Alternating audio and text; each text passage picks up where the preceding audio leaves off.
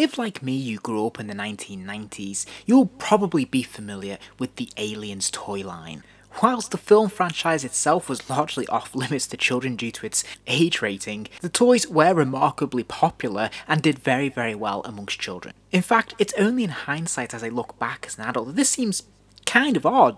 But what's more surprising is that actually Kenner's relationship with the Alien franchise goes all the way back to the 1970s with the release of the first Alien film in 1979, because Kenner produced this quarter-scale action figure of the Alien to support the film. Now, I'm not sure whether many children picked this up, because even the toy looks pretty horrific.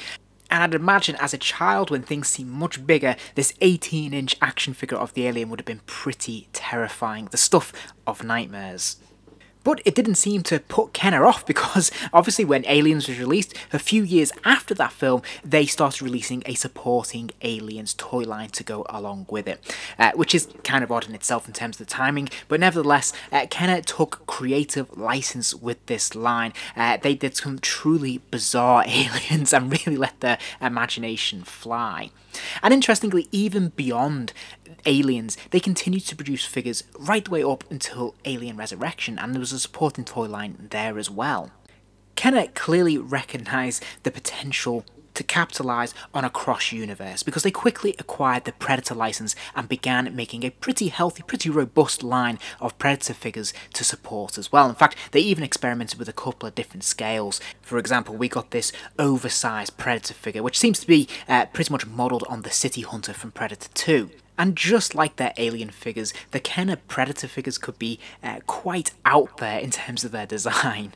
But nevertheless, it worked a treat. Children did seem to really like these figures, and there's a certain nostalgia quality to these card designs and these action figures all these years later. So much so that NECA were quick to capitalise on this and re-release retro versions of these figures in their highly detailed, highly articulated action figure line.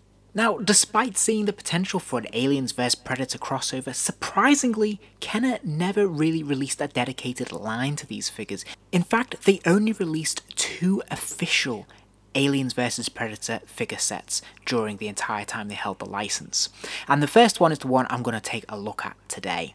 Now, for all intents and purposes, this was essentially just a repack of a basic Alien and one of their previously released Predator figures just bungled together.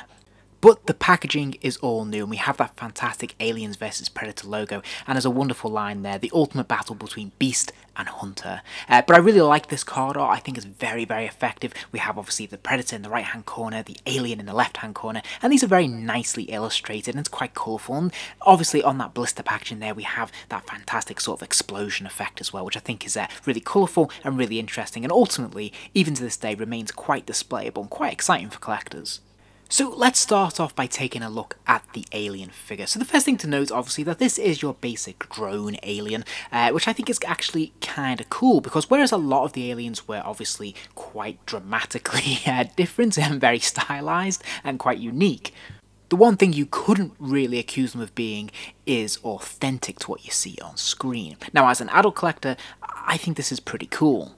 I think that the sculpting is very nicely done and is a pretty faithful recreation of what we'd expect from the Alien, and I think they've done a very nice job of this. Now, this interestingly looks to be more of the Alien, the big chap Alien that we see in the first Alien film, because he has that obviously very clear dome as opposed to the more ridged effect that we see in Aliens. And I particularly like this. I think this looks really good, and they've clearly made an effort here, because this is a separate plastic piece and it gives it that sheen, that shine, and there's the impression that there's that ridged skull underneath when you look through it, and I think this is particularly well done. Now, there's not a lot of colours going on in terms of paint apps, but I don't actually feel that this figure particularly needs it, because obviously this is the Alien, it is pretty much all one tone.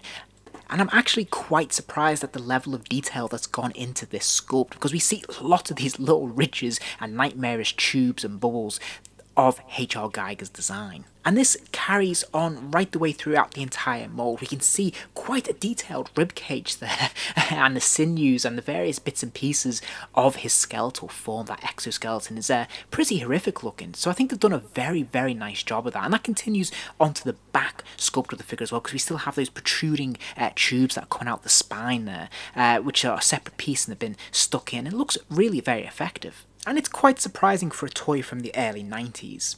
That said, I do have a major beef with this figure, and that is because it is incredibly stylized in terms of the pose. So it does have this quite striking pose, which looks pretty cool in the box and looks pretty nice on display, but you are very limited with the amount of poses you can put it in, despite its articulation, because really, it only really looks good in one pose.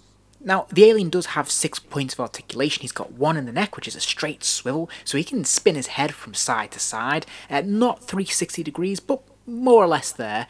He has swivels at the shoulders, so again, his arms can lift up and down, which is pretty good. Sadly, there's no elbow articulation, so the arms are permanently at that 90-degree angle.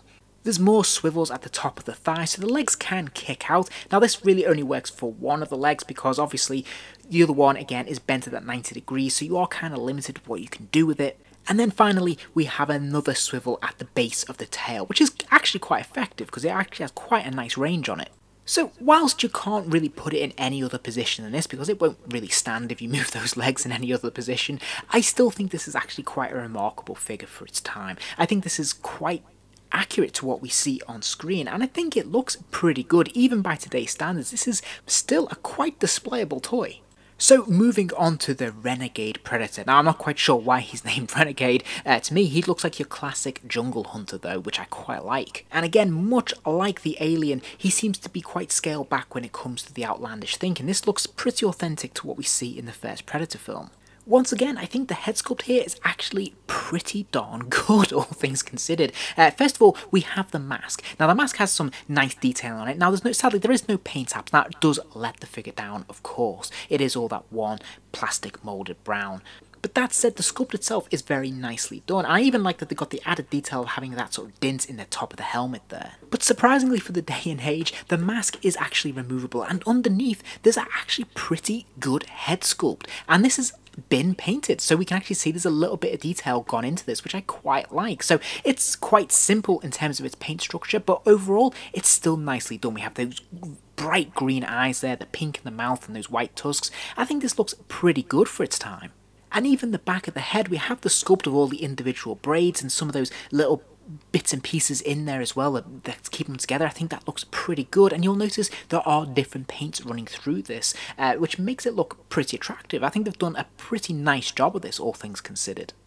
And we see this repeated throughout the rest of the figure as well. So not only is it nicely sculpted, like we can see obviously the various armour pieces, the bits of detailing in terms of the grooves and the belt and little bits of buttons and things like that all around, which I think looks really good, but it's also complemented by very nice paint washes and paint applications. So obviously we have some detail on the chest. There's some of those spots and the sort of the mane running down the centre of his chest there, but there's also a blue wash which runs to the back of the figure. So we actually have two tones, different skin tones going on in this figure, so it's actually surprisingly detailed. And if we flip the figure around, you can really see that writ large, because obviously from the back, the figure looks like he's blue. His skin is blue, whereas in the front, of course, it's that white and that brown. And again, even on his sort of loincloth, for lack of a better description, we can see that that's a different colour. Then it really stands out against the rest of the figure, so I think this looks really good. And they've merged these two paint applications together very nicely, so that they sort of complement each other and blend into each other rather than looking like a stark contrast or bleeding over each other. And these look pretty strong, and as I said, this runs throughout the entire figure, and the sculpt generally is just very nicely done and quite a lot of detail. Now, the Predator also comes with a handful of accessories as well, which is always exciting. Of course, he has his mask, as we've already seen, but he also has this blaster cannon and this sort of staff spear kind of weapon. Now, you'll probably notice that there's not a lot of paint apps on these figures. They are just produced in their base plastic brown.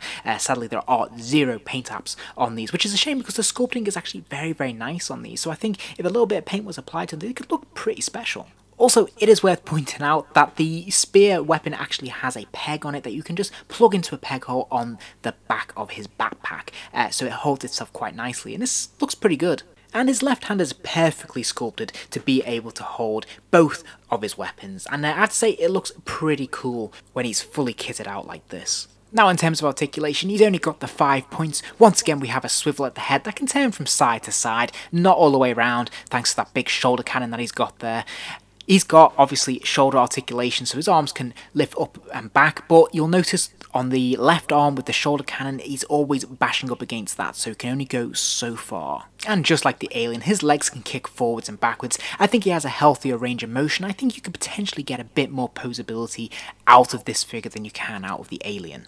But of course, it's always going to be fairly limited. But that said, I have to say, this is a great pairing. I remember getting this when I was a kid and just being blown away because I was a big fan of the Predator. I hadn't really been introduced to the alien at that age, but I was very aware of the Predator through Arnold Schwarzenegger. So a bit of a boyhood hero of mine, so I was definitely aware of this character. So having these two figures in a deluxe pack like this and having them looking so authentic to what we see on screen was actually pretty revelationary back for that time. And I remember thinking they were really, really epically brilliant and quite cool.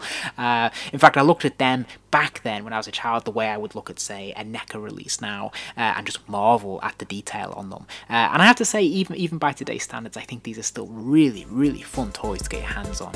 If you enjoyed this video, please do give it a like and remember to subscribe as there'll be plenty more videos soon.